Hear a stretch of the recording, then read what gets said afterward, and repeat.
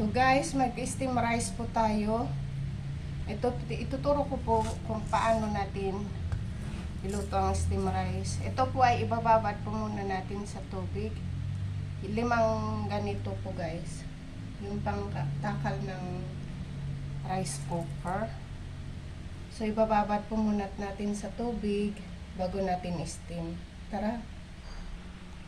So ito na po guys, binabad po natin hanggang kinabukasan po ito. Pwede din po yung ibabad ng hanggang maghapon or magdamag or 4 na oras. Sabi ng asawa ko, pwede din daw ang 3 oras. Pwede nang ma-steam guys. So ito na po, kinabukasan po ay lilinisin na po natin. Tingnan po natin, ayan na, basta nakaganyan na po. Pwede na po siyang ma-steam, ayan. Pwede na ano na po siya, napipisa-pisa. Tara, linisan po natin, tapos steam po na po natin guys.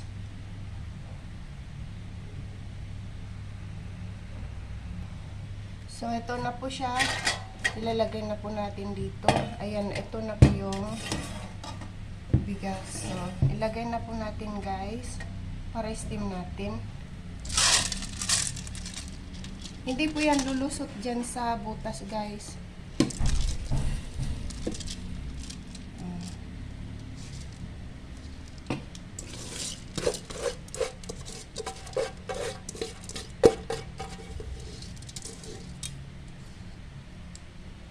Ayan.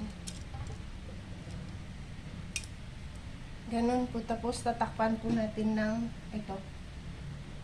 Kahit anong takip po, basta naka na dito sa gilid para hindi yung sumingaw yung init. Dahil yung init po ang luluto niyang malagkit guys.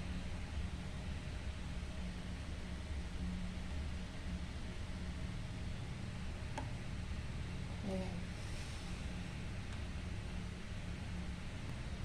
So ito na po, ilalagay na po natin sa ayan po yung tubig.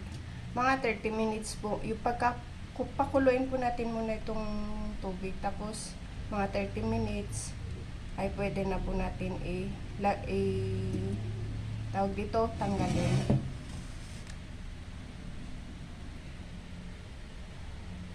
So, ayan. Yung ginagawa ko ganito po. Kasi may mga pong lumabas yun sa yung bigas na lumabas dito sa may butas, ganyan ang ginawa ko. Tapos, ganon din, tatanggalin ko yung tubig na to, yung dito sa plato. Tapos, ilalagay ko sa top yung, dito sa ibabaw din yung bigas para isama na din na maluluto, guys. So, ayan po siya. Ilagay natin dito sa ibabaw. Wala na pong mahuhulog dyan guys.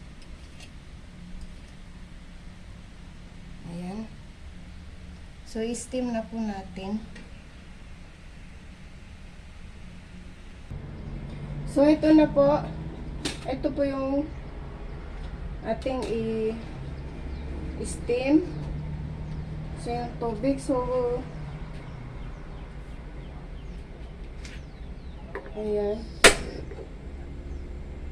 Yung kailangan po yung malakas na apoy. Kung may po kayo, yung dekahoy, pwede po. Mas maganda po yung dekahoy guys. So hintayin natin hanggang mga 30 minutes. So ayan na po guys. Yung 30 minutes na po, ayan na po siya. Pwede na po natin hanguin. Tapos pwede na po kumain. Basta nakaluto na po yung ating ulam. Ayan, luto na po ito. Sarado na natin para natin yung May lagayan yan sila nito kasi wala ako, hindi pa kami nakakabili. Tagal-tagal na namin dito sa Thailand, hindi pa kami nakakabili ng lagayan ng malagkit na steam. Ayan, luto na po yan guys. So, yung pasensya na po kayo sa aking pot holder. Kasi wala po tayong sa pot holder. Maraming tagba 20 dyan, kaso ewan ko, bakit bakit hindi pa ako nakakabili. So, yan na po siya. So, patayin na po natin yung apoy. Ayan. Kakain daw ng peles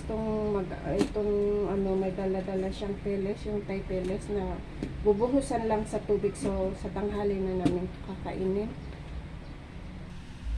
So, ito na po guys, yung ating steam.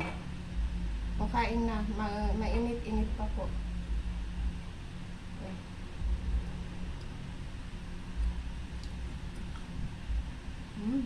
Pwede na po natin isawsaw sa kahit lang sausawan. Ayan. Pwede natin ikain sa mga prito, mas masarap pa pagka yung mga walang sabaw ang ikakain dito.